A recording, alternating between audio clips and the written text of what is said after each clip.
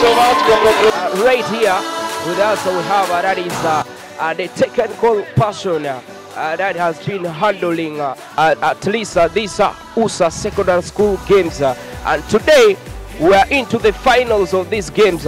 We want to know how exactly they managed to overcome some of the challenges towards these games. Right here with us we have that is Kagawa. Kagawa, you're most welcome to Lighter TV.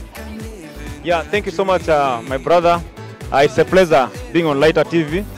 I want first to appreciate the public for making sure that the games have come to an end today.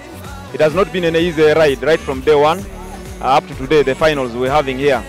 As a member of the technical team for the Uganda Secondary School Sports Association Koboko branch, I think we set ourselves ready for this championship. Only that we have been blown down by a few hiccups because of students not understanding the laws of the game. So basically, the tournaments have been going on very well. Only that most of these instances happen after the games are done. But during the games, we don't have so much challenges in these tournaments. Particularly, I want to draw reference to officiation of these games. As a technical team, there has not been so much in terms of officiation that we could say that maybe it was bad. Officiation will rate it at like 75%. But the only big problem has been that the general public, they have not understood some of the regulations and there are changes in these laws every year. So this has been a very big challenge. Some people have been protesting decisions, but however, we have maneuvered to ensure that we finish the tournament without any hiccups and so on. But after all, officiation was at least at 75%. And you realize that in these games, we have had younger officiating officials. And that is exactly what Uganda Secondary School Sports Association is after. If you're having a game of under 20, you should be having under 20 referees also officiating these games. So we had young referees here. We have had a referee of 17 years, we've had a referee of 19 years, we have had a referee of 20 years, and some of them also students of these schools, and they have done very well. So I think we are gearing towards also making sure that younger players, younger officiating officials, and this has been for me a point of improvement in this edition. Another big point of improvement has been the girls. First edition, we had only 4 girls teams when we were playing in Nyai. The second edition in Oraba, the girls teams increased to 8. Now, this edition, all the schools have the girls teams. Just because also USSA policy now says girls football should be played in term 1, in the ball games 1 category. So the netball will be in ball games 2 category, and that will be next term. So the level of performance by girls you haven't seen has a little bit improved. So I think by the 3rd edition or the 4th edition, we will have better championship for girls. And you can even see in the final, it was well contested. The 3rd place is also well contested. It's not an easy ride. So I think these are big points. And to the public, we have not had so much challenges concerning the population outside school. The challenges we have been having as students. And these are just small hiccups among the students. We could not say that these are big issues. But I think the stakeholders of all schools, the stakeholders of all parties of these schools should come in and rectify this issue. Otherwise, it's not going to be okay. We may lose students in the future because we have been seeing stones being thrown. And these are just small issues amongst themselves. And these are brothers from same homes, but they are in different schools. You find they are bringing a lot of confusion. And some of these students also want just bring confusion to disrupt. Also others, we've learned that they also want to mock the police. What they do is just to mock the police, keep them running, and so on. So they are not actually tangible reasons we could bring in here for discussion. These are administrative issues that the schools could handle. But above all, the success is that we are finishing a tournament and we are having a champion, we are having a runners-up, we are having a 3rd place. This is a score already. The tournament has not been disrupted on the way. However, some hiccups there. You can see the level of football being played is not much, even from the boys. Not so much entertaining football. I think we still lack a lot of training. And as USSA Koboko, we are thinking that we want to ensure that the coaches undergo training, serious training, because the requirement is that for you to bring a team here, you should have had at least a CAP D certificate of coaching. But we did not enforce this. You find that anybody here is a coach. Some of them have not qualified and so on. So next year, we're going to have a base mark. For anyone to coach a secondary school, even the girls or the boys team, you must have had a minimum qualification of CAP D. If you don't have, you will not be able to coach a team, and that will be a requirement to screen a team.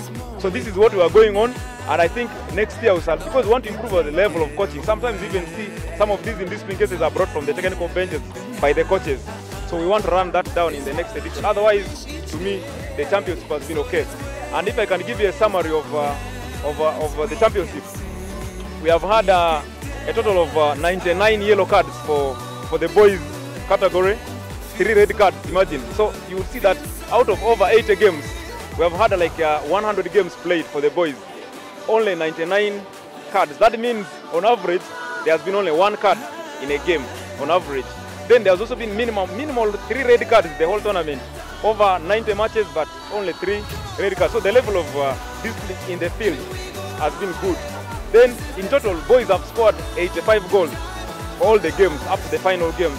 85 goals have been scored in this tournament, which is slightly above the goals scored in the last edition in Oraba. Last season we had 75 goals goals scored. So this time we have had like 10 more goals added in this edition. The girls had the best discipline. Same number of games played with the boys, but they've had only 19 yellow cards for over 90 matches. And then 75 goals scored. This is massive. In the girls' football, there have been 75 goals scored, and this is a record almost equal to the number of goals scored by the boys. But boys have only scored by 10 goals, and only 1 red card for the girls in the whole championship. I'm hoping that this game ending will not have a red card. So this is how the tournament has been, but otherwise it has been a success. But of course, Kagawa, before you wind up, you know, these games they will be hosted right here in Koboko. So you as the technical department, I want to know how prepared are you to host these games? Yeah, definitely. We had a field inspection and venue inspection by the West Nile Zone executives. That was done on Thursday last week. And our host is St. Charles Luanga, and they have qualified automatically for this championship. The boys will all be accommodated at St. Charles Luanga. The girls will be accommodated at Nyarelo Primary School. So we're having 40 girls teams that will be accommodated there, and then 40 boys teams that will be accommodated there. Koboko will be represented by 4 teams of boys and 4 teams of girls. We are all set. The headmaster of St. Charles Luanga is set. He's ready to host the tournament. Likewise at Nyarelo Primary School, the head teacher is also set to host the tournament. And we have inspected very many fields. If I can go through, we have 8 fields that we are going to use for this championship. We have St. Charles Luanga 1, St. Charles Luanga 2. Inside Luanga we have 2 fields. Then we have Tenemwa Primary School playgrounds, Nyarelo Primary School playgrounds. We have Nyangilia Secondary School where we are right now, Nyangilia Primary School. We have Kochi Secondary School field and Media Primary School field. These are 8 fields. Also on standby, we have Dirijak Primary School and the Anyakaleo Primary School. These are on standby. So actually, virtually, we are set. We are set to host the region here.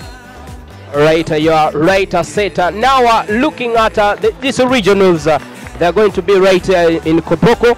But I want you to tell us something, right from that is the technical department.